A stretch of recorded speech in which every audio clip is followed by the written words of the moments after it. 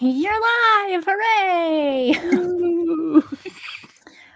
In this live episode of Fictional Hangover, we talk about the short story Christmas Lights by Kat Ellis. And my music isn't starting. Woohoo! Let's try again. Woo! I could do it. Do you want me to do it?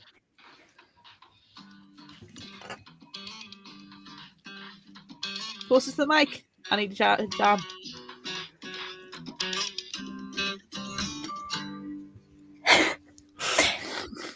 Hey everybody, welcome to Fictional Hangover, a podcast about young adult and new adult and sometimes other books, series, authors, voice actors, and illustrators that is full of spoilers. I'm Amanda.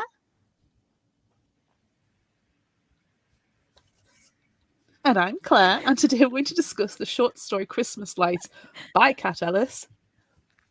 With Kat Ellis. With Kat Ellis, yay! Standard disclaimer. If you haven't read this story, please remember that Fictional Hangover is all about spoilers. If you haven't read and don't want to be spoiled, too bad, because we're live. Stop listening to this and go read the story, then come back. If you haven't done this but want to pretend that you have, or if you don't care about spoilers, or if you just like the show so much that you don't care about any of that, then listen up. Or continue watching, I guess I should say. Yay! Yay! Oh, that's true. Hooray. Amanda, it's so distracting seeing your mouth every time it opens light up. It's distracting and yet in a delightful way. I'm not sad about it. I'm not at all. I'm very much enjoying it. I love it. I'm just glad that I had a tiny strand of orange lights that I wouldn't be afraid to put in my mouth. I have a big strand of orange lights that I would have been a little scared or more scared of, but these little ones are fine. I won't get electrocuted that much. The same, but it's like I can't talk. No, you don't need to do that. I best not. No. It's a bit of a mouthful. And you know, if we're thinking back on other lives, I always have weird fucking teeth in or something. So one tiny light bulb. Are the indoor-outdoor lights? Because I'm a bit concerned in case you get electrocuted. Yes, they are. They can get wet. So that's fine. Yes. That's fine. Anywho, background in before hit me, not literally. Yeah. So we got this story in Kat's newsletter last year. So if you haven't signed up for Kat's newsletter, you should go to her website. It's what is it, Kat? Tell us your website. My website is catelliswrites, as in writes with a pen.com. And yeah, my newsletter is all over it. Links to subscribe. So please do. It's amazing. And you're always so nice about us whenever we force you to join us on Fictional Hangover. So we appreciate that. Why would I not be? You're always inviting me back. Oh. It's always good for recommendations as well. Yes. The amount of times we read a book and it's because what Kat Ellis told us to. Yeah, I do like to share the joy of good books when I've read them. Oh, yeah, they're so good. So good. So Claire, do you have any initial thoughts before we get started on this really long, in-depth summary that it's one of these where we're gonna have to settle down, isn't it, with a cup of tea in. Initial thoughts, woo! Noise, all noise, no words. I like it. All positive noises. Yes. With a little festive jingle belling in there as well. Oh no, I thought you liked me. Don't jingle Well, that's bell. why I'm doing it, because I really want to freak you out. Ugh. No, I'm just going to start chewing on this metal in my mouth then, just to get you back. No. What is it with this month and trying to make me sick? That's what Christmas is all about, Claire. It's not the book club theme. The book club theme is like Back to the Future or something. What, trying to make me vomit? Yes, that's our new December theme. My initial thoughts are, yay, I love Kat Ellis. And that's not weird that she's right here with us. Me going, oh my God, I love you so much. But, it's fine. Well, thank you. If Kat doesn't know this by now, I mean, where have you been? Really? Seriously. The Welsh countryside under a rock. Like me. Let's see. Oh, we've got a couple comments that I feel like, or really one that I feel like we really need to show right now. It's from Coral. We love a great cat story. Yes, we do, Coral. Yes, we do. Thank you, Carl. She's always so nice about my stuff. She's so good. We love Coral. She's so good. And let's see. Also, Annie is here. Yay. Hi, Annie. Hello, Annie. And Emily says we all look fabulous. I love it. Oh, Thank thanks, you, Emily. guys. Yay.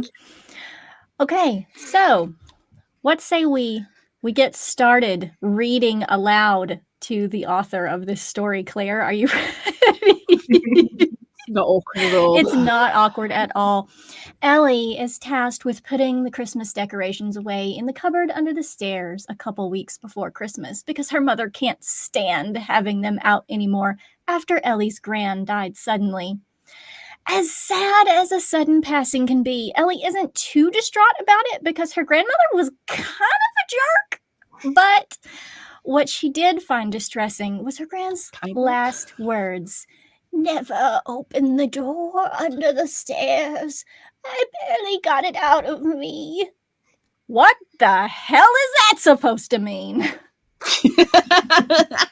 Well, Ellie hesitates before putting the box full of lights and tinsel away, thinking about those last words, but also thinking about how her gran was acting before her death.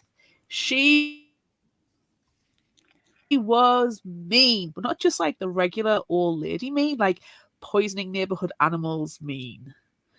Is mean even the right word to describe that? Ellie shouldn't be thinking about that though, because her gran seemed genuinely terrified after her last words. Ooh. Andrea, Ellie's mom, calls to her daughter to see if she's put the box away yet, but no. She's still standing outside the cupboard, thinking. Andrea comes by, opens the door for her daughter, and walks into the kitchen with a huff. The door slowly creaks open, and Ellie startles at what she sees inside. Oh, it's just her reflection in a dusty old mirror. It's fine. It's fine. I mean, that can be terrifying. Let's admit it. Here, wait. We gotta pop in with Annie real quick. Scared the bejesus out of me. Yay! But wait, as Ellie looks at herself in the mirror, she sees a dark shadow slowly starting to slither up her legs, and she's frozen in place, seemingly holding her still. It loops up around her body until it gets to the box of decorations she's still holding. Then it passes through the box. Ellie looks down to see a strand of glowing orange lights rising like a snake from the rest of the decorations. Then it begins to slither down her throat. Ellie tries to scream, but barely a whimper comes out instead, just like the gasp her gran made after her last words. Oh no! As Ellie looks on helplessly in the mirror, as the lights continue to travel down her throat, she sees a shadowy figure holding them, feeding them inside and down her gullet. Don't you just love the word gullet? It's an underused That's word. such a good word. It's a demon with glinting orange eyes and a smile she knows is there but cannot see. She tries to scream again, but nothing comes out. When the last of the lights enters her mouth, the box slips from Ellie's hands and crashes to the floor. She's gone. Andrea calls out to be careful with the decorations, but Ellie's voice says it's no big deal. If anything breaks, they can just replace it. Andrea thinks that's odd. Ellie isn't usually that thoughtless, but the thing that was Ellie doesn't care at all and only wishes it had something heavy, like a brick, to drop on Andrea's head as it goes upstairs, eyes glinting orange and malicious. God, it's such a good story. I think your summary was actually better than the story. No. Oh, that makes me really happy though. If I feel like we're doing a good job. If that's the response. We're doing it right. We are doing it right. Validation. Yeah, you bring it to life. I think the orange lights in the mouth help. They're perfect. Hey. So, I am very okay. worried we're just going to chew on it, though. We're not going to chew on it. We're not going to chew on it. Oh, let's see. Coral has shared a giant eyeballs and also says that it's so good. And Emily is enjoying everything that we're doing right now. So that's amazing. Okay, so standout moments, Claire. If it's not the creepy lights coming out of the box like a snake and then her eyes glinting at the end, I don't know what else you're even going to say because those are the best parts for me. Of course, it's the way that the description of the lights going into our throat. It's like gag worthy. It's gross. I love it. Emily would like to know how it feels to have that light in my mouth. It's fine. We discussed this a little bit ago. It's fine. I normally have scary teeth in, so this is nothing. This is nothing. Thanks for asking. You're not lisping. It makes a difference. I'm not lisping and constantly afraid I'm going to spit it out, so it's fine. I feel like I need to ask a question, especially since Kat's here. So was Gran being a jerk, like, just at the last, like, or was she the demon since last Christmas, or just since they put the decorations up? Which is definitely after Thanksgiving and not a second earlier, because no, it was longer than that. So Gran, ever since they'd had to move in with her and she started being a jerk to Ellie and her mum, and the doctors were claiming that it was some kind of dementia, but Ellie had the doubts about that. That was because Gran was possessed. Okay. So yeah, the demon had been making use of Gran for a while. Okay. I think we've all known that Gran, and now I'm kind of like, not my own Gran. My Nana was absolutely mint, but me and Amanda were talking about it earlier, and I was like, oh, that Gran is definitely a racist. She's a massive homophobe. She's the kind of old lady who'll use that generational terminology just to get away with it. I'm like, no, my Nana wasn't. My Nana was a liberal. So, you know, she it's not tarring all grandparent with that brush. But I can honestly say that one, that like Ellie's Gran being not just a pet killer, but like massively phobic and horrible in all regards. Yeah, I think it's pretty safe to say that the Gran was not nice while she was under demonic influence, at least. But I think before that, she was okay. I feel like. So when she was young, Ellie was like baking with Gran, and then all of a sudden, Gran's like, taking the rolling pin and wrapping her knuckles. Yeah, because Ellie's mum, Andrea, has very fond memories of her, and she's like, she wasn't always like this, and so sort of puts it down to her getting older and stuff, which you know, things get kind of written off. But yeah, she wasn't always like that. It was, definitely something to do with that cupboard under the stairs. Coral has a question. The old mirror is where the demon came from? Yeah. That's where it comes from. Oh, great. Mirrors are a traditional portal as well, so where did the mirror come from? Maybe it's always been under the stairs. Oh. I would like to backtrack just a little bit to the Gran conversation. And I feel like I need to share a story, a very short story about my grandmother and Christmas time. This will span a couple of Christmases, this story, but she is no longer with us, but she was always terrified of lizards. And so one year she pranked everyone in the family by wrapping up a present for herself that was like fishing lure, wormy, lizardy creature. And she opened it up and pretended to pass out. But nobody helped her. And then my mom, who is an RN, was like, Okay, somebody get some smelling salts after a few minutes. So then, fast forward to the next Christmas. She played this practical joke on everyone, right? She wrapped up her own present that had a lizardy creature inside.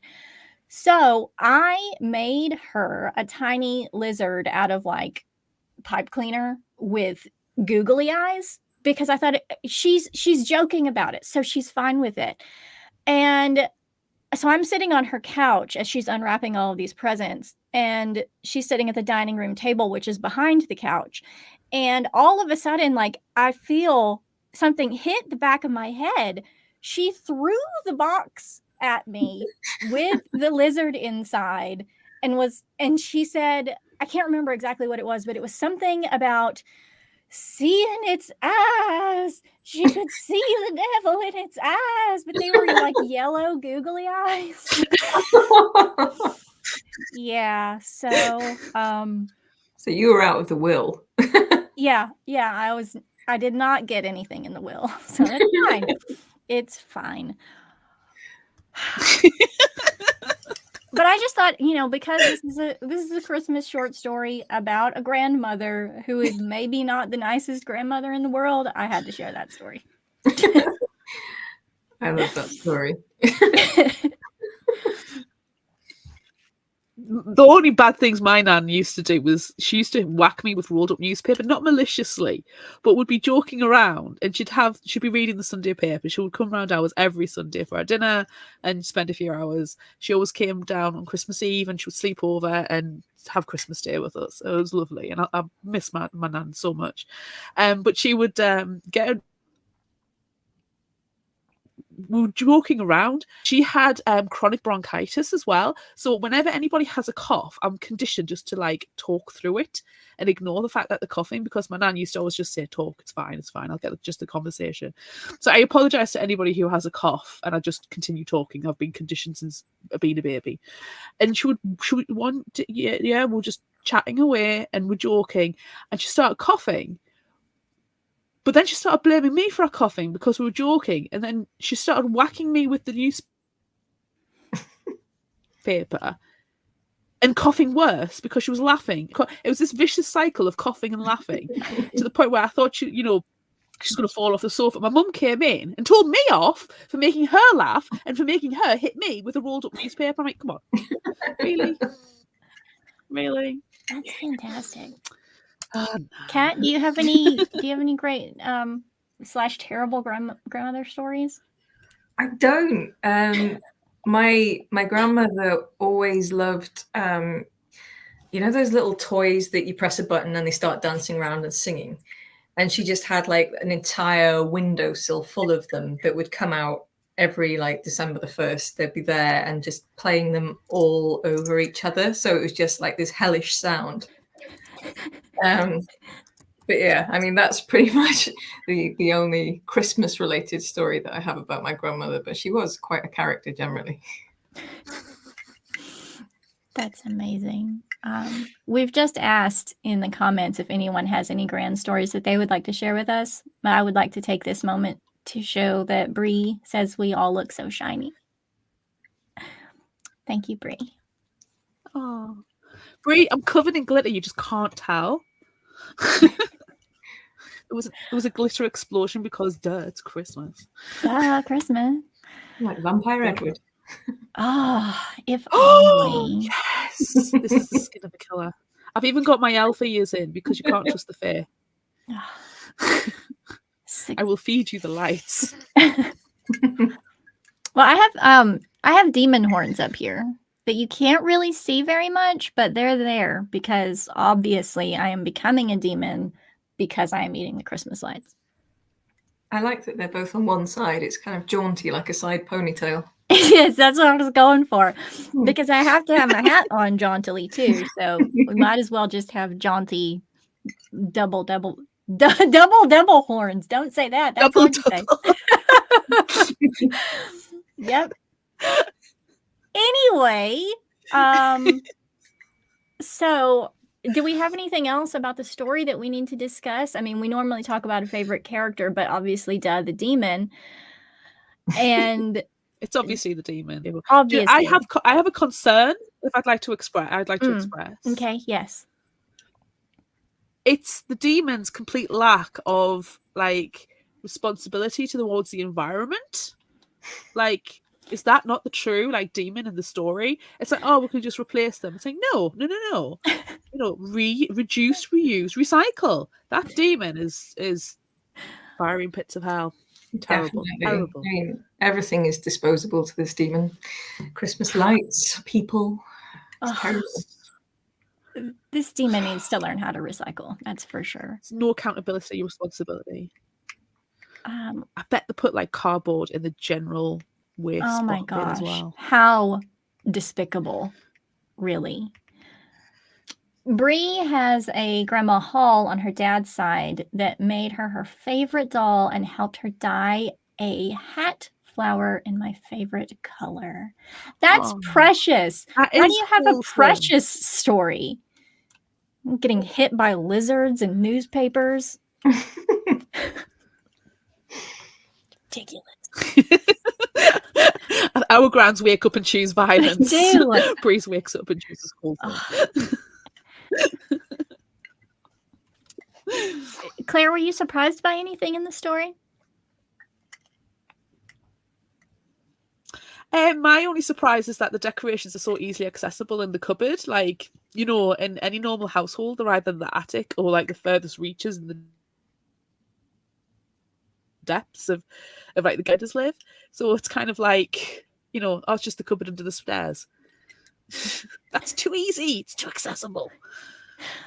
That's where the vacuum lives. Yeah, maybe I should have at least, made her climb a ladder or, trip over some boxes first. Oh, that would have been good, because then she could have gotten hurt as well, which would have made it better. Ours are under our stairs, but under the downstairs stairs, because we have two sets of stairs. They're under the downstairs stairs in like this weird cubby hole. But they're not hard to get to. Is there a dusty old mirror in there as well? No, but I feel like I need to put one in there. I have a dusty old mirror in my garage where my Christmas decorations are kept. And I have to tell you, when I went to get the Christmas decorations this year, I did not look at the mirror. I was like, fuck no. Hell to the no. I bought this mirror from a local charity shop so I can take some fancy pictures of the gorgeous sprayed edge books that I've got. So you can't get the look just as is. So I'm going to start taking some fancy pants pictures for my Instagram of the gorgeous sprayed edge books. But just haven't had the time or energy to do it. So it lives in the garage. And it's like one of those old, it's quite a big mirror with like that horrible old, very cheap plastic gilt frame. Mm-hmm. And it's just there propped up facing the shelves where in the garage where the decorations are. And I was like, I'm not looking at that. I've read the story. I learned my lessons from stories. I am not falling down that trap. Fuck you, demon. Fuck you. So I'm quite convinced I have a demon living in like a demon portal in my garage. So if anybody wants to vacate, hit me up. I can send you through the portal of hell to my garage. That does not sound nice. You could open your garage door and have it as like a sort of alternative grotto for Christmas. Oh, now that's better. Make some coin. It could just be extended storage as well. I want, Yeah, you're running out of storage space. So just chuck stuff 2 through reception the portal. rooms, 2 baths, ensuite, demon portal to hell. It's really great. That's a selling point. Coral asks, so now what happens to the mom? She gets the demon next year? I guess it depends on how long Ellie lasts with it.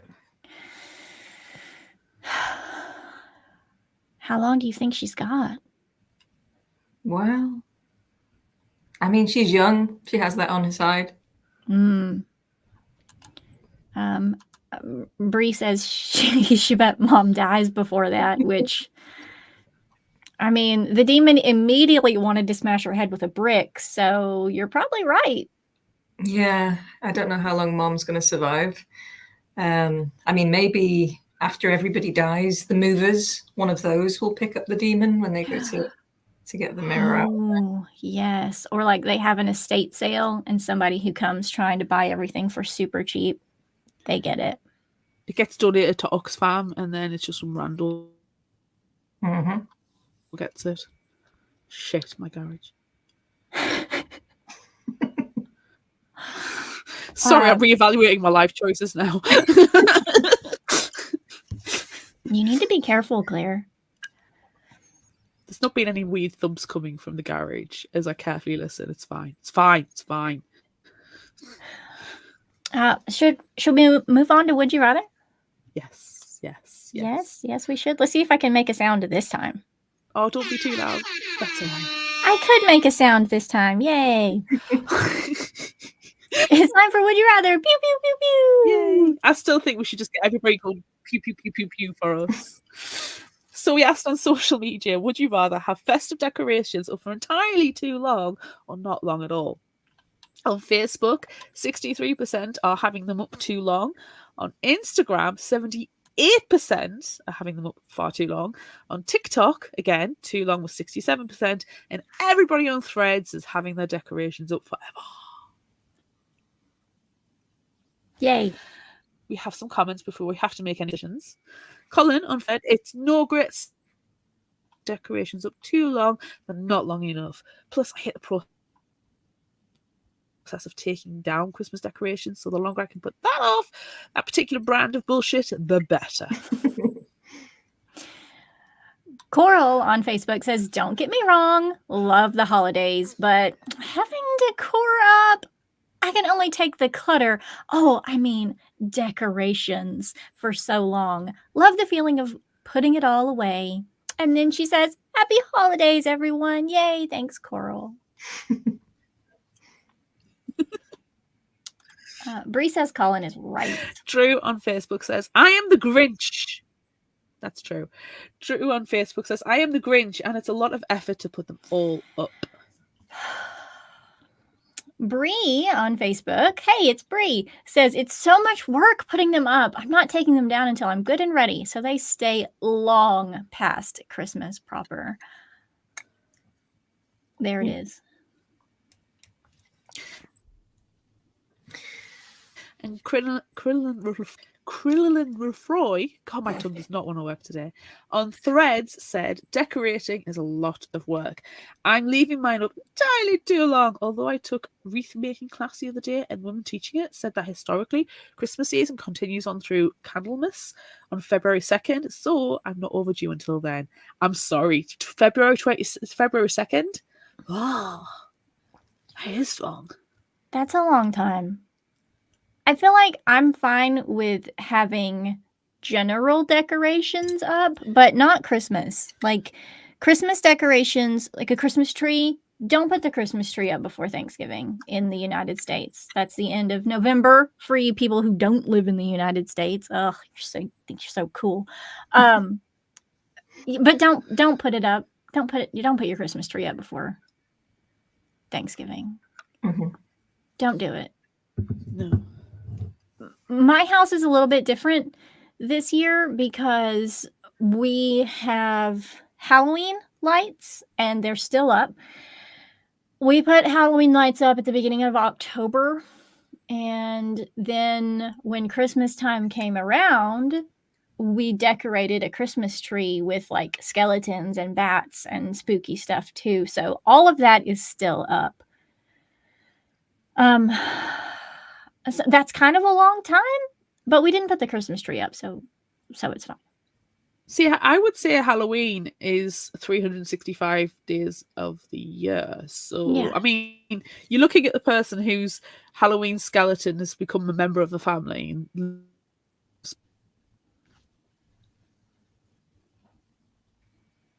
So... We lost you a little bit, Claire. We know that you were talking about Scully Joe, but then... I'm just saying that, Scully Joe, it was a Halloween decoration and it now is a member of the family. So holiday decorations can, especially Halloween, be all year round. Yeah. Christmas trees, though, are a bit different.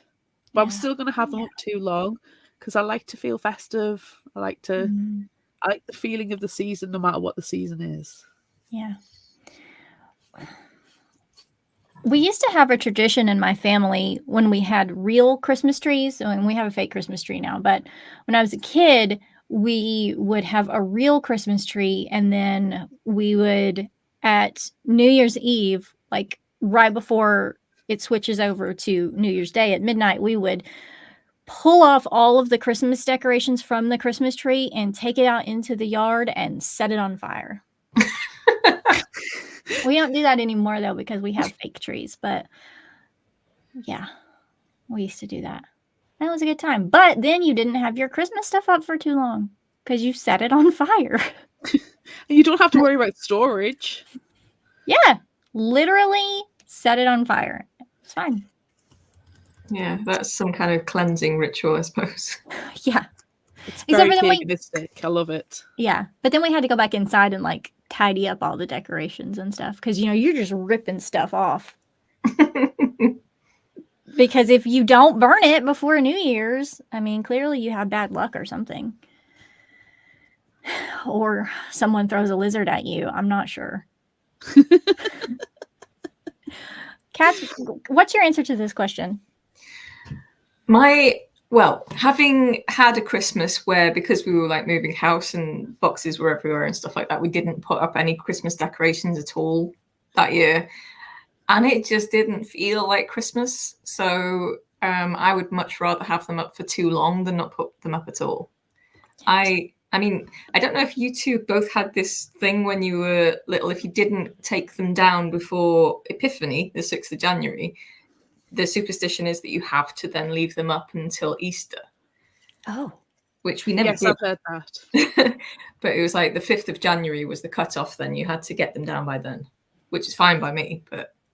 My brother's birthday is the 5th of January, so we always make sure the decorations when I was growing up was down before his birthday. So then it was his birthday and there was no for the year to Christmas. So now it's like my son's birthday is the end of November. It's his birthday until December, and then we can start Christmas in December, and then all decorations have to be down before my brother's birthday, so it's his clear birthday. Unfortunately, my nan, when she was alive, her birthday was December 17th, so she was the full mashup. Yeah, my husband is on Boxing Day, which is really inconvenient, and I wish he had chosen to be born on a better day.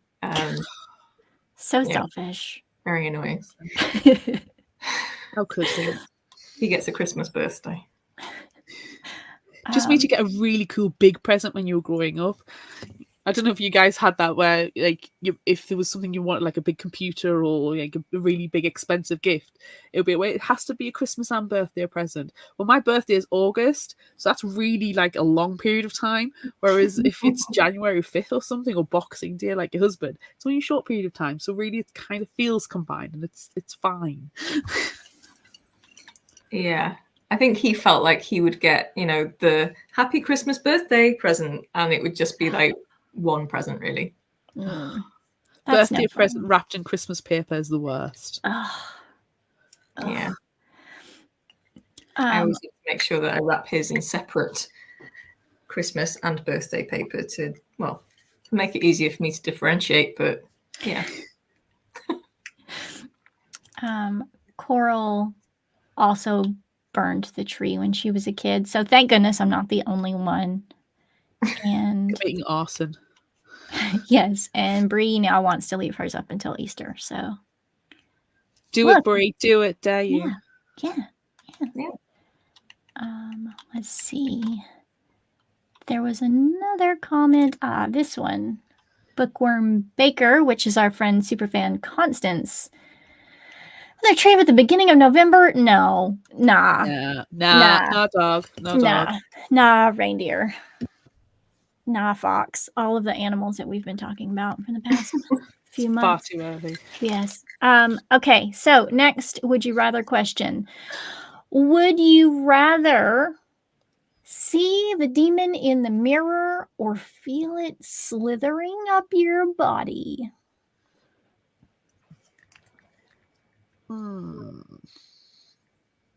The body's very invasive, isn't it? Like, hello, this is your dance space, this is my dance space, respect my body autonomy.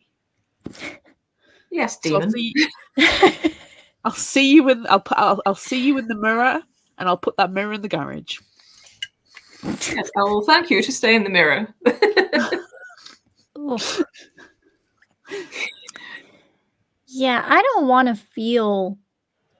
I don't want to feel that. I don't like for like random people to touch me or demons, as it were. I don't like that. I don't like that. So I would rather see it in the mirror, and that's fine. Yeah, and for me, definitely just seeing it in the mirror where I can slam a door on it and start running. I think that would be my choice every day. Yeah. I imagine it's like it feels cold and moist, but it's that kind of weird cold moist where it isn't actually wet. It just feels like it should be wet. You know, like slime. Have you ever like that? Mm-hmm. The Yeah. kids love slime. It's horrible stuff, and it's cold, and it is, but it doesn't leave like any residue on your hand. But it feels cold and wet, and that's why I imagine the slithering demon feels like. Yeah, kind of like corpse fingery. Yeah. Ooh, corpse Yeah. fingery. I like that. Mm. Ugh. We've got some good responses in the chat, Amanda. We do. Bree says, my answer is nope. I'll just cover all my mirrors forever, become a vampire. Yes. All vampires all the time. All vampires all the time. We like that. Coral says no touchy touch. Agreed. Hard agree. And Bookworm Baker, Superfan Constant, says I would rather see it in the mirror. I had a real life experience with being touched by something bad. One time at my grandma's house, something touched my shoulder and then clawed down my back. No. Oh, no. Thank No. you. It made her cry. It felt so wrong. Nah, dog. No reindeer, no pop, no all the animals. No. No, that's not the granny story that we're hoping for.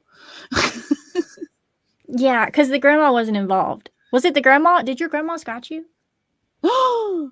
Did your grandma set you up to be touched by a demon?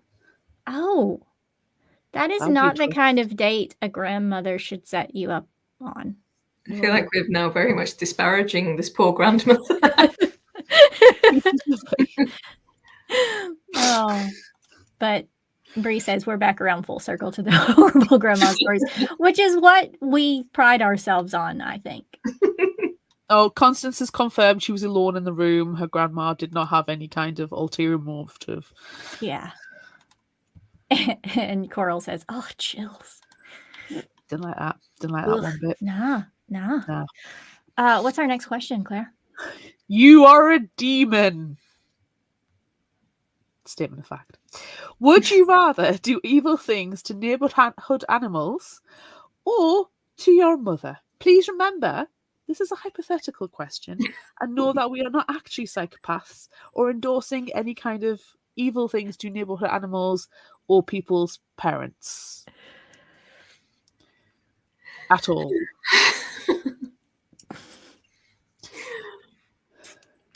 How do you answer this question, Kat? This is all your fault. I feel like you have to answer it first. Yeah, I mean, I know that I have brought this upon myself. However, I write the horrible things. That doesn't make me a horrible person. Obviously, I could not do either. But I think my mum would probably tell you that there is a seed of evil in me. So, and at least she could defend herself. I mean, my mum's feisty. You know, I think she could handle it better than the local neighborhood pets. Same. I don't want to hurt an animal. I don't want to, like, in watching like horror movies or any kind of movie where something bad happens to an animal, I'm just like, that's what gets me. I cover up my eyes with that. Blood, guts, whatever. But don't hurt an animal. I can't handle that. So No, same. We did appreciate that you put a trigger warning at the beginning of your story for that. However, we did not do that, so sorry, everyone. Yeah, I mean, there is no like on-page animal cruelty, so yes, yeah, hopefully it should be okay. Yeah, it's fine. It's fine.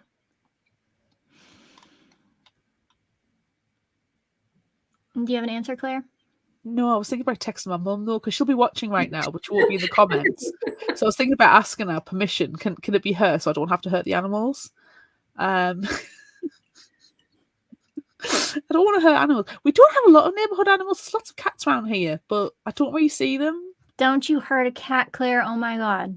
Excuse me, I do not. Remember that cat that came into my garden that had the horrible wheeze and we thought it was dying? And, I put the message out on Facebook and said, does anybody know if this cat's got an owner? We're just a little concerned by it and we just want to check that it's receiving medical treatment. Everybody, you included, were like, oh, you're a cat mom now. I was like, no, I'm not. I'm really not. This is somebody's cat. I'm not taking responsibility of it. But, at least, I checked. I don't think there's many pets. I don't see a lot. Oh no, they've got a dog across the road. I'm not hurting a dog. I love dogs. Right, okay, I'm just gonna look dead in the camera. Sorry, ma'am. Oh, I love you, yeah. ma'am. Yeah. I've bought Christmas presents for you, ma'am. Everybody in the comments doesn't want to hurt animals. So thank goodness. Thank goodness we're all terrible to people, but not to Our animals. mums were going to take one for the team. It's fine. Our mums will take one for the team. They'll understand. I'm going to get a text now. You probably are. Okay, next question. Let's move on past that one. Please. Would you rather be possessed or eat Christmas lights?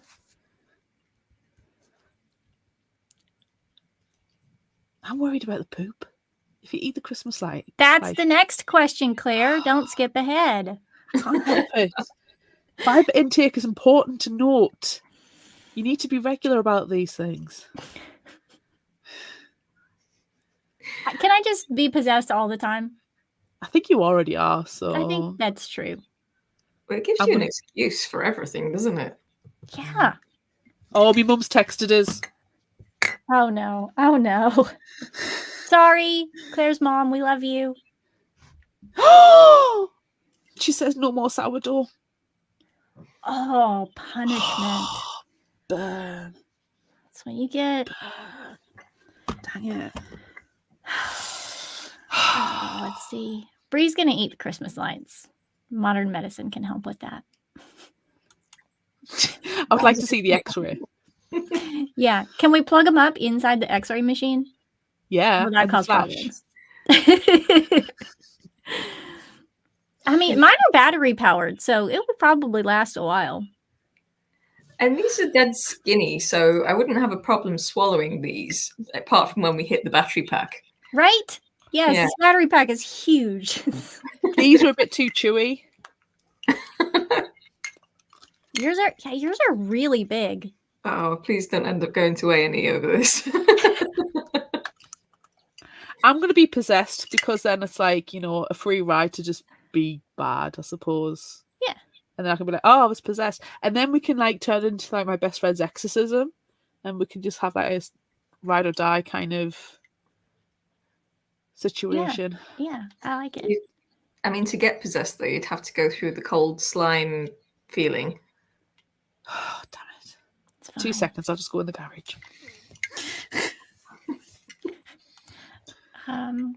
Bookworm Baker says, possessed. Jokes on the demon. My body is wrecked.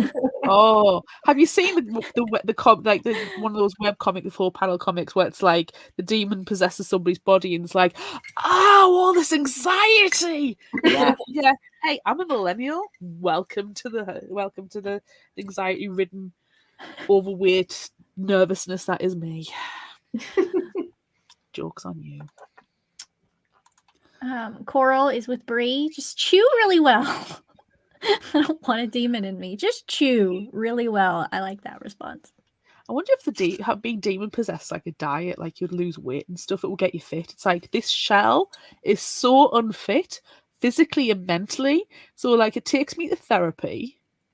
It takes us to the gym, start eating really well, just proper portion sizes and all that kind of thing. And then, when I have that exorcism, I'm like, hey, I've lost a few stone. Bonus. Yeah, and, there's probably a lot of vomiting that happens with the exorcism. I mean, there's always vomiting in an exorcism. There is. But I mean, I'm not endorsing that kind of weight loss No, program that's at not all. the way to No. lose weight, No, but I'm just it's thinking probably demon going to will happen. treat my body better. Mm.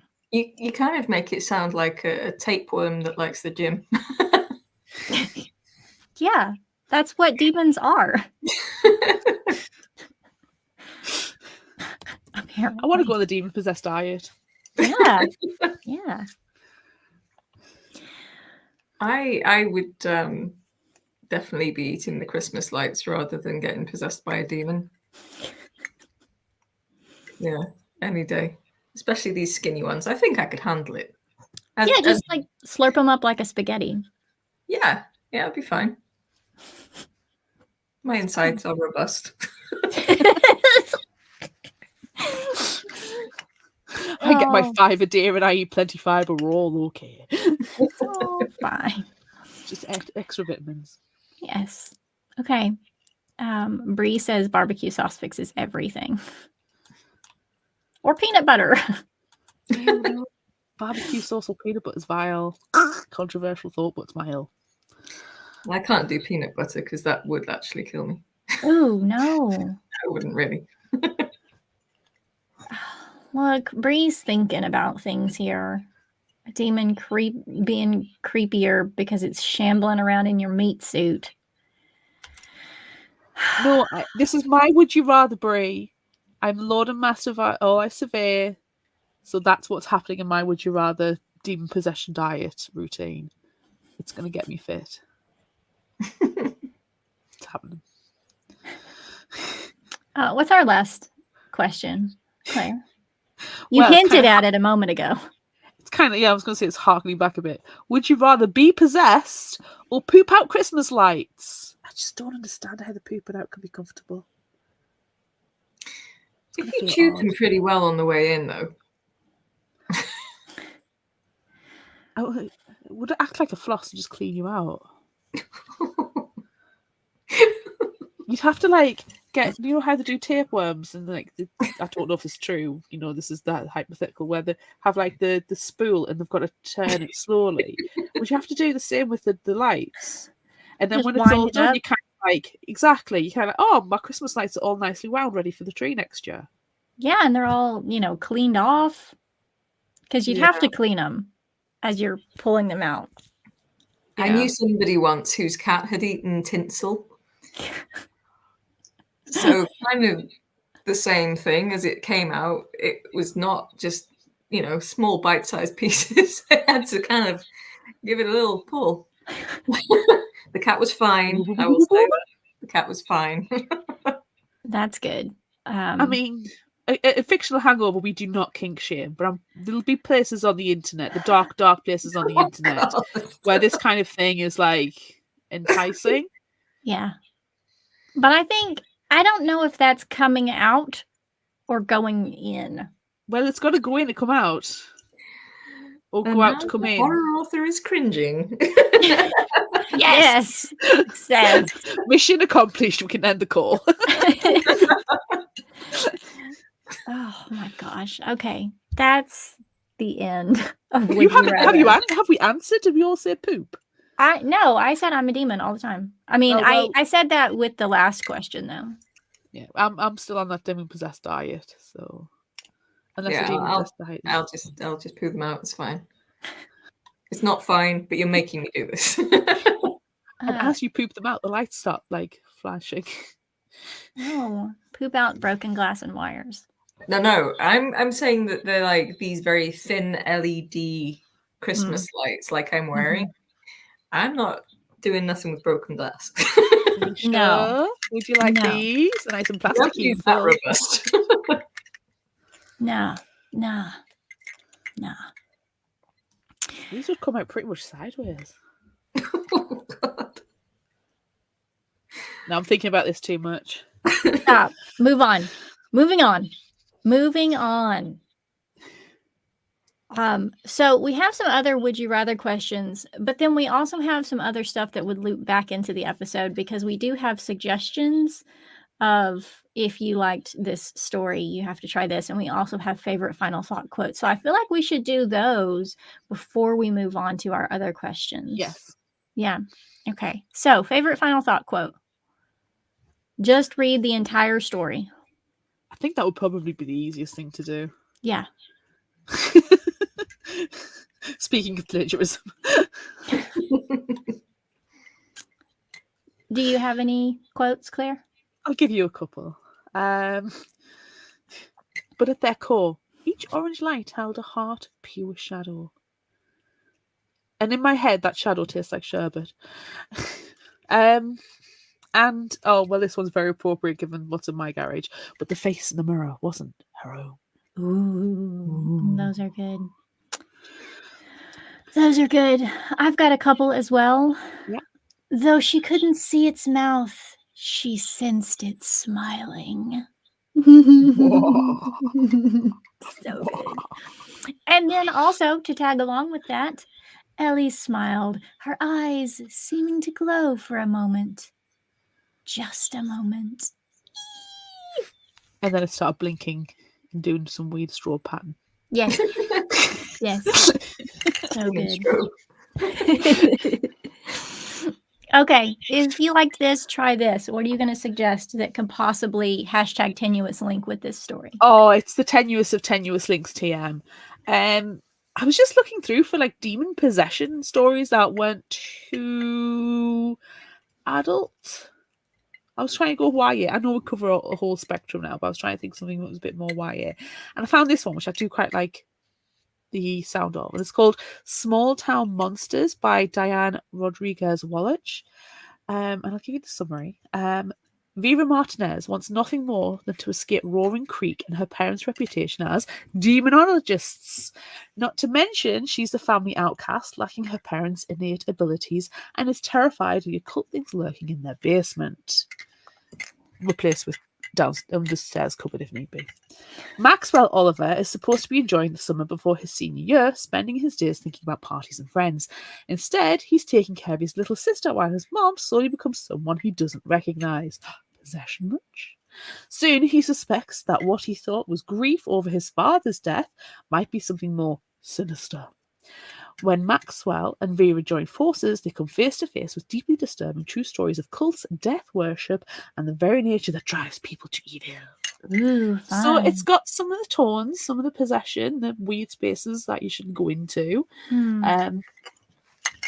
Basements, we don't really have basements in the UK too much now. It's more cupboards under the stairs. So, it's there. It's there. Sure. What have you got? Well, I took my tenuous link in a different direction, and I read another short story. This one is called Tooth Worms by Lore Gislason. I'm not sure if that's a hard G or a soft G. And the summary is very short because the story is very short. It's not like ours. A man gets more than he bargained for after an impromptu tooth extraction at home goes horribly wrong. So I went, stuff in your mouth, down your throat. Hashtag tenuous link. I mean, it's got something to do with teeth, so this surprises no one. Right. Yeah. Spoiler alert, everyone. The tooth, when extracted, fills the mouth with worms. So, yeah. Good stuff. Good stuff. It was a really good story. I bet it involves spitting in that book, isn't there? Yes. Yeah. Yeah, it was good stuff. So now we need to ask our other would you rather questions. What was your inspiration for this little creepy, little delicious story, Kat? I think I was sort of dusting off the Christmas decorations, ready to put them out, and kind of looking ahead to the horrible chore that is putting them away again, and thinking, I really don't want to do this, and just feeling a little bit anti-Christmas chores. So yeah, I think that was where it came from, and the idea of just stuffing them all away again early. Yeah, that was it really. That's great. It does feel like it would be nicer if somebody would just come round and put them out and then put them away again. Like, there is probably people who would do that, but I'm cheap. Well, earlier Coral said she likes putting them away. Yeah, but Coral will have to travel thousands of miles to come and put mine away. I mean, she's more than welcome to. Yeah, we can just have Coral come to all of our houses, hang out for a little while, and then help us clean up. Yeah. I think it's fine. I think Coral may disagree. She probably does. But, Coral might like to travel.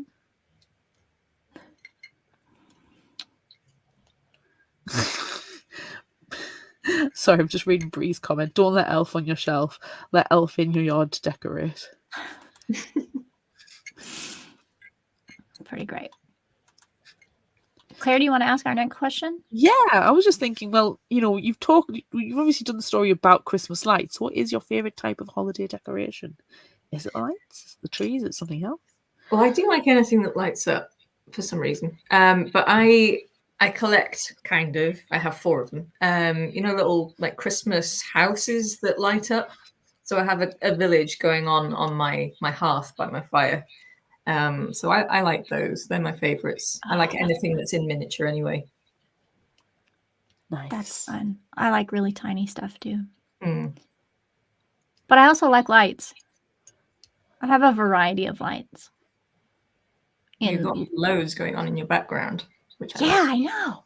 So many. And then, like I was talking about before we started, the Christmas tree was on, but it looked like a small fire, so we had to turn that one off. It's your bonfire to throw your tree on. Yes, it's the representation of the bonfire. Because it's just back there flaming in the background. Let's just tie it all together. Yeah. Do you have a favorite, Claire? Probably the lights. We do have a snowman that is officially an antique, I would say now. It was my husband's grandmother's. When she passed away, 9 years ago now. It was the one thing my husband asked for, like his remembrance, and it was the snowman. But it's not a snowman that stands there normally. When he used to go, this is going back to the granny stories. Every time he used to go around her little granny flat, this snowman was always by the television, and he would turn it upside down so it was on its on its hat, and see how long it took for his gran to notice, and turn it the right way up. So now we have that snowman, and every year it gets put out, and it gets put out on its hat. And we've had to tell our little boy. We told our little boy the story, but obviously he doesn't remember because he's been a baby, and we've grown up, and he now knows the story, so he knows the snowman always goes on its hat. So it's probably that, because I like the sentimentality to it as well. It's cute. That is cute. Yeah, it's ancient. It is absolutely ancient, that snowman. But, I do like lights. Yeah. Like freaking moth looking at them. Ooh, look at the pretty. Yeah. I guess I have it's like an advent calendar sort of thing. It's a gingerbread house, and it has tiny little doors every day from, December 1st to December 25th that my mom gave me a few years ago, and we use it. Like, we give each other gifts every day of December. So I like that. It's cute. It's traditional, I guess. That's really nice. I love advent calendars anyway. Yeah. And we have good stuff and some silly stuff too, and it's like inside jokes and stuff. So it's fun. I like that. That's good. I wish you had you don't have the Christmas cracker tradition. You don't get crackers in the US. No, we don't have crackers. No. You don't have crackers? It's weird, isn't it? And did you know it's illegal to send crackers to the United States? Because of the explosives? Because of the snap. Yeah. However, you can send them through the post if you take the snaps out. Oh, well, that's pointless then. It does, but an American doesn't understand the cracker. I mean, I don't know about you, Kat, but when I was at school, we had to make crackers using toilet roll tubes and crepe paper, and they didn't have snaps. I don't think I ever made them. Yeah, I know, deprived child. But yeah, Anti-childhood trauma. we always had them with the snaps. I mean, the snaps is the good part. Bree needs some clarification on the crackers, please. Okay, I've got one on my Christmas tree over here as I reach over. And while you're looking for that, we'll share some other things. Annie has Whiskey Advent Calendar that she loves and posts adorable videos of every night. She does. So here you go, Brie. This is a cracker. It's just cardboard, and inside you get 3 things. You get a paper hat. Traditionally, you get a paper hat. You get a joke, or sometimes it has like a riddle on, and then a gift. And the gift can vary between like, we've had them where, you know, you get sometimes there'll be nail clippers or like a fortune teller fish, or just a crappy tat that ends up in the bin. Or we've had them where you've had like wind up Rudolphs and Santas for racing, and there's a snap inside, which is just a piece of cardboard that runs all the way down, and then as you pull it apart, it kind of grates together and goes pop. So if you ever pull a cracker that doesn't have a snap, you've got to go pop. I can show you something that I got in a Christmas cracker that I use all the time. You see these tiny little screwdrivers? Oh, yes! That is a proper Christmas cracker gift. They're amazing. I have used them so much, and I got them about 10 years ago in a Christmas cracker. But yeah, the most important part of Christmas crackers, though, is that they have to, you pull them apart, you and somebody else holds an end each. You pull them apart, and they make the cracking sound. So that's really fun. Yes. Bree also questions fortune teller fish.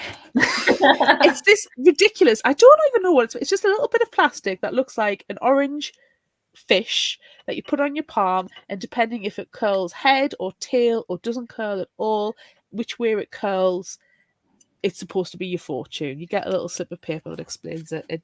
They're ridiculous and naff as anything, but yeah, fortune teller fish. Let's see. Coral loves nutcrackers. And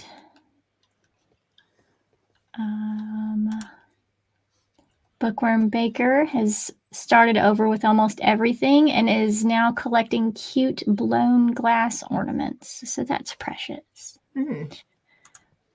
I still have that one Christmas thing that I always want that I will not use as a Christmas gift, but I still want that blow mold donkey from the nativity scene that I can use as a lamp inside my house. I suppose that's a Christmas decoration. Well, it's only a Christmas decoration if you designate it as a Christmas decoration. You could just designate it as a decoration. As a donkey with lights that I can turn into a lamp. That's all I want. I don't know how long I've wanted one of those now. It's never... I want one of those log reindeers that you can get where it's got like a log body and a log head, and it's like stick arm, the stick legs and stuff. I absolutely love one. There's one around the corner. It's on somebody's front garden, just and I'm honestly like, just go steal it. No, that would be wrong. Blame it on the demon. It would be. Hold on. Just eat the lights. I'll get to that. Just start eating them as fast as you can. I will one day, similar to you, Amanda, I will stumble across one and I'll be like ridiculously excited that I've got this freaking log reindeer. Emily has a candy wicker bowl that she puts out every Christmas because it features a snowman. How cute. Aww, we love a snowman. We do. Not the snow, we just love a snowman. Okay, so Kat, what's your favorite festive horror story or festive creature? Well, this is kind of both. Krampus was something that I did not know about at all until maybe like 7 or 8 years ago. It wasn't something I grew up with. Hearing about Krampus, didn't know anything about Krampus, but also the movie Krampus. I can't remember the name of the people who are in it, but yeah, that movie, love it, and I do tend to watch it over and over again. Nice. I do like that one. It's a good movie. Yeah, my favorite one is Jack Frost, but everyone knows that about me. Jack Frost, the mutant killer snowman, not Michael Keaton. Not that one. The bad B horror movie one. That one. So good. That's a good one. I think Rare Exports is underappreciated as a Christmas horror movie. Yeah. Oh, I haven't seen that one. Rare Exports.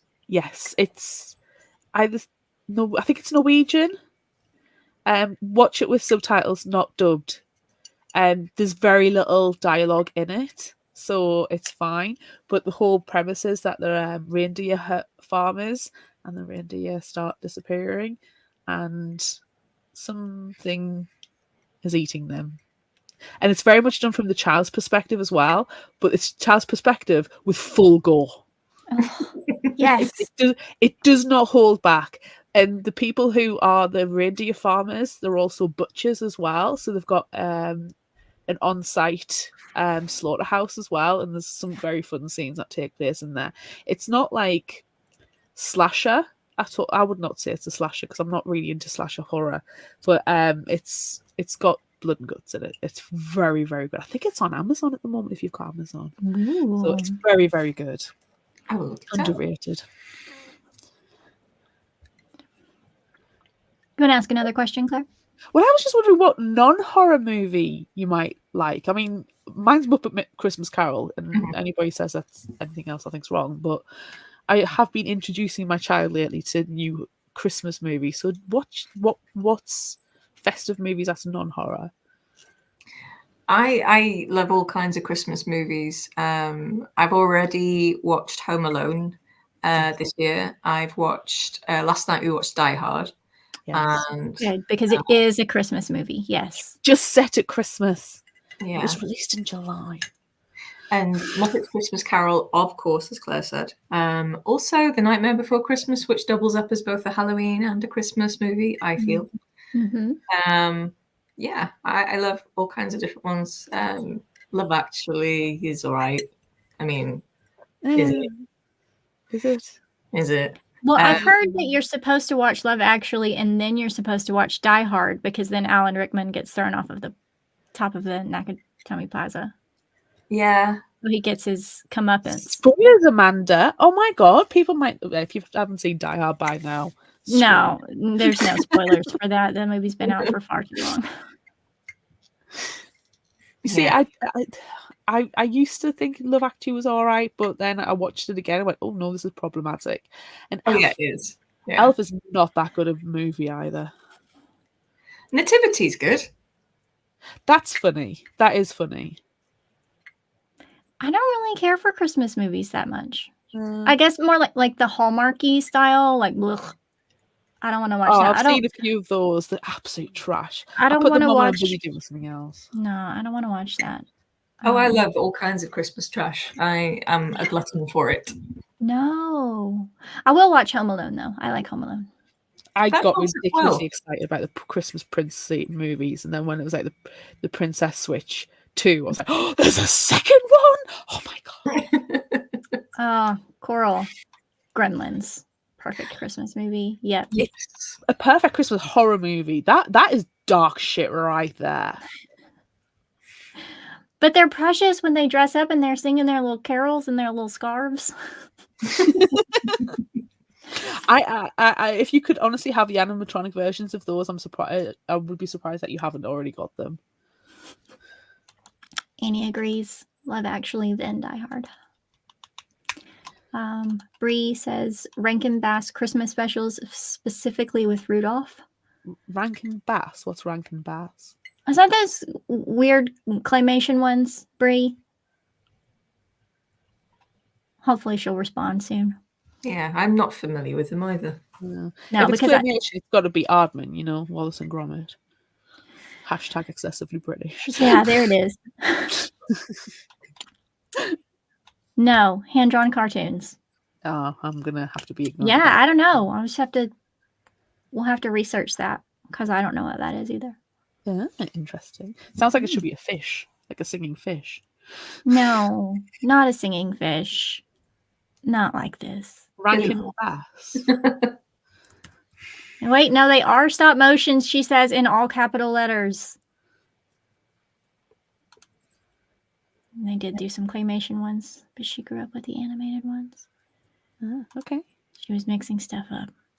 Easy done. Yeah. So what does the perfect Christmas look like to you, Kat? Do you eat any Christmas lights? Not many. I try not to.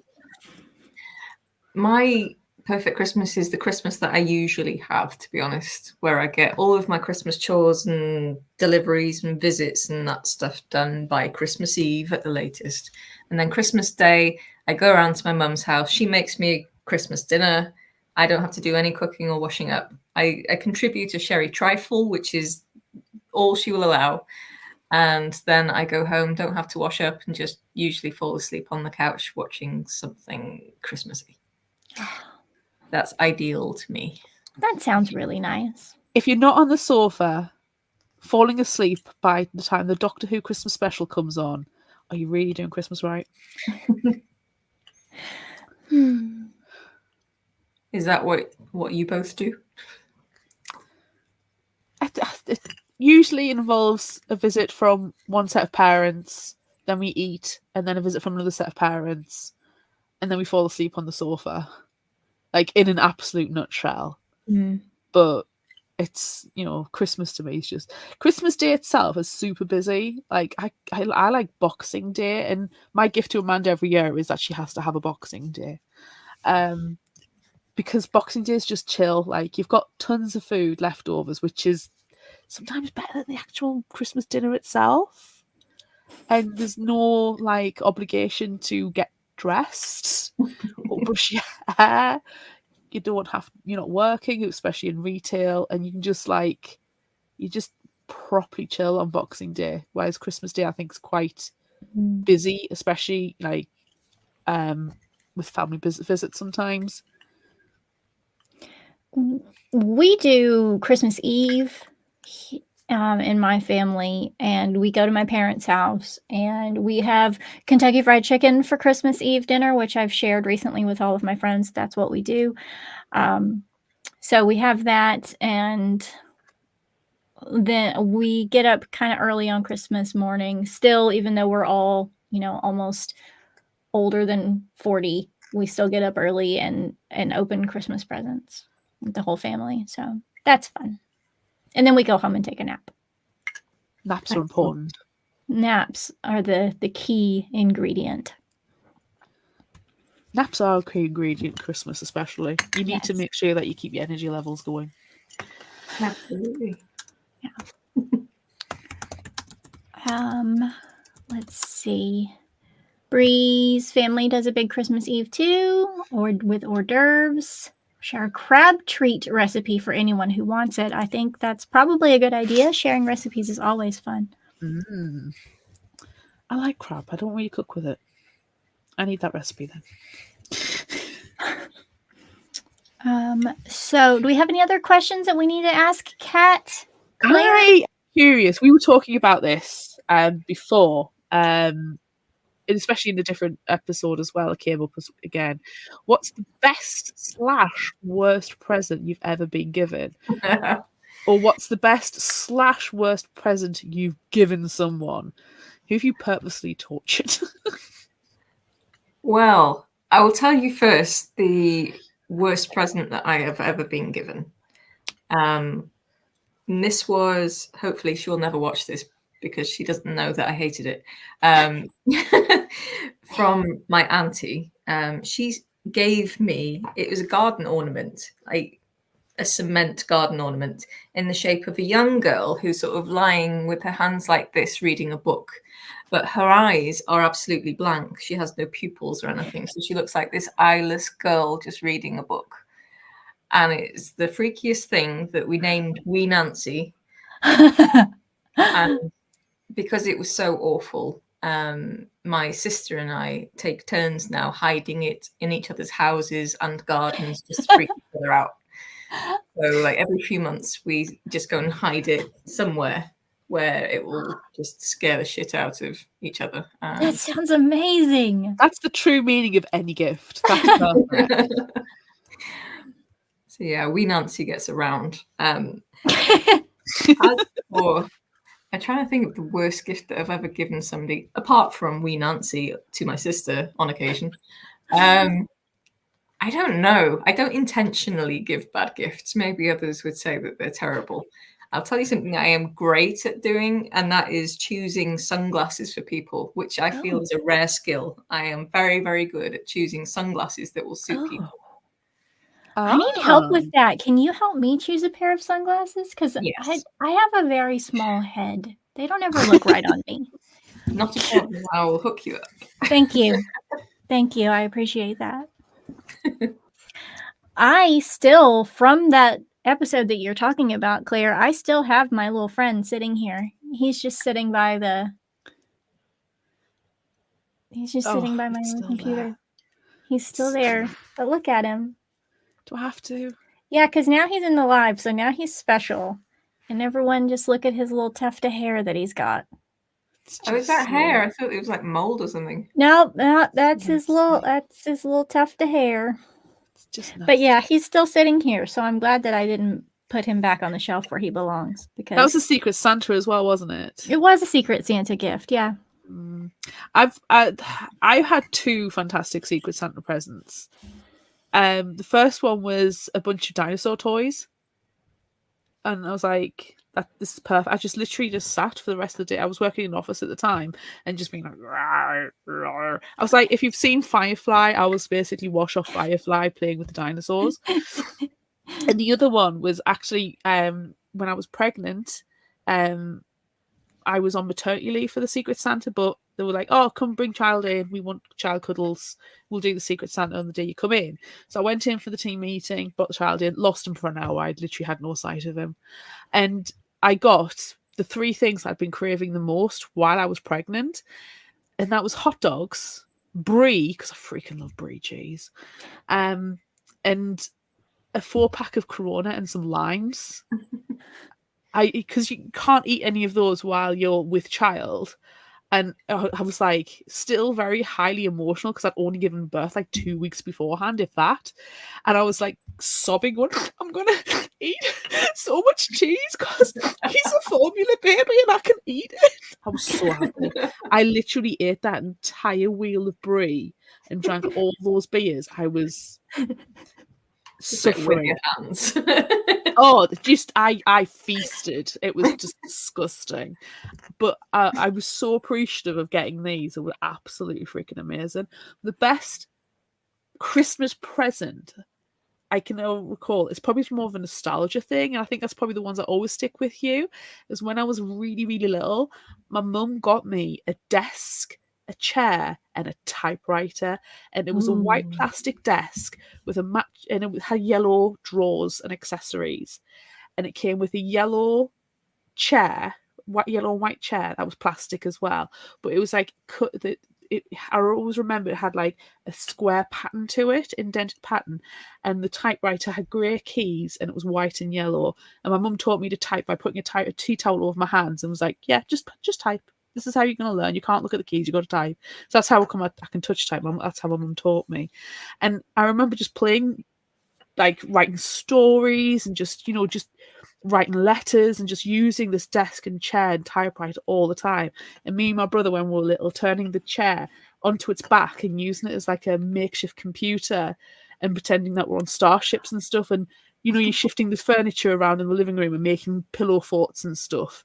And just the nostalgia of that. And I think that was the same year my brother got his first computer as well.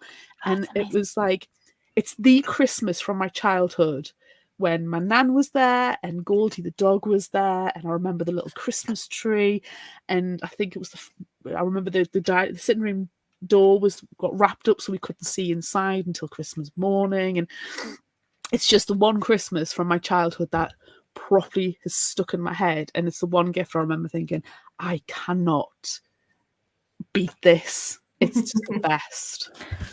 Oh, Brie. But yeah. That was my nostalgia present. And I always think the nostalgia ones are the ones that stick in your head probably the most rather than adult ones. No disrespect to anybody who's gifted me anything as an adult. I mean, I feel like that potato I sent you for last Christmas, Claire, was pretty damn good. This potato is one of my treasured objects. I mean, look at it. It's hyper realistic, except squidgy. And then I remember smelling it because I thought, they're tights, it's pantyhose. and I smelt it. And every now and again, I do that. I press it to my face. It's weird. It's amazing. I'm glad that you smell my pantyhose. And I mean, if we're going to get even more, I have General American pop that you made me as well, which is old school fiction hangover. True super fans will know General American with his General umbrella. American and his foisty umbrella. Foisty umbrella. Does it still smell? Smell his umbrella.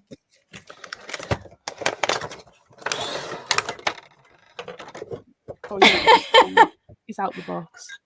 He's out of the box. It's not. No, I don't think it's foisty anymore. But you can see him. Now. It's so sad. His little umbrella. I am General American. This is my foisty umbrella. But notice how these are all within reach as well. It's true. And that is very this is important. my workspace too, so I'm always in constant contact with these. That makes me really happy. There you go. Right, I'm gonna have to put them off to one side because it's gonna be too loud with the microphone to. Okay, so Kat, that is bringing us to the end of our episode here. Is there anything that you want to tell us that you're excited about? We know that you have a book coming, but we still have a little while to wait for that. So is there anything else that you're excited about that you can tell us about? It doesn't have to be book related. Yeah, I mean, other than the book, which isn't coming out until I think the autumn of 2025, I don't know the exact date yet. The Devouring Light is its title. Oh, that's good. It sounds so good. It's a really fun book. I think, well, I hope readers who've liked my other books will like this one because I just take it that much further with the horror. Yay! But other than that, I am planning on doing another short story in my newsletter at some point in the spring.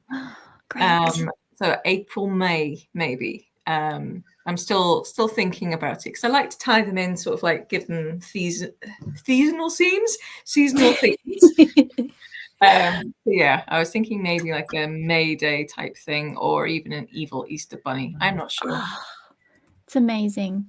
Well, we have discussed doing more short stories and doing more live episodes of Fictional Hangover for next year. So, I mean, whenever that one comes out, we're on it. Well, thank you very much. I shall make sure it's a good one. Okay. And then we'll write a summary that's even better. Please do. Actually, it would be helpful if you did that part first before I write the story. Just send us the concept, we'll write out a summary, and then you go. Yeah, and then you really help me out. Yeah. 2-line brief. Yeah, it's fine. We'll workshop it, it's fine. Yeah, we're all about that. Okay, well, that is the end of this episode of Fictional Hangover. I'm Amanda. And I'm Claire. And we want to say thank you again to Kat for joining us on this lovely Christmas live. Thank you. Join us next time as we discuss Pocket Peaches by Dora Wang. Look out for our Would You Rather polls on social media. Don't forget about our book club and monthly challenges on Facebook. Be sure to visit our shop on Redbubble at fictionalhangover.redbubble.com for all your favorite Fictional Hangover themed merchandise and become a patron of ours on Patreon at patreon.com/fictionalhangover. Until next time, remember, the only cure for a fictional hangover is another book. Let's see if the music will play. It does.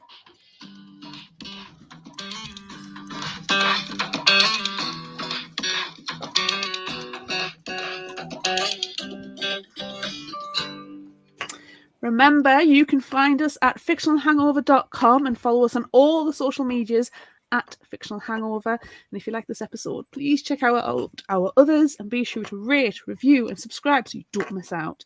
Thanks for listening and happy holidays! Happy holidays! Bye, everyone!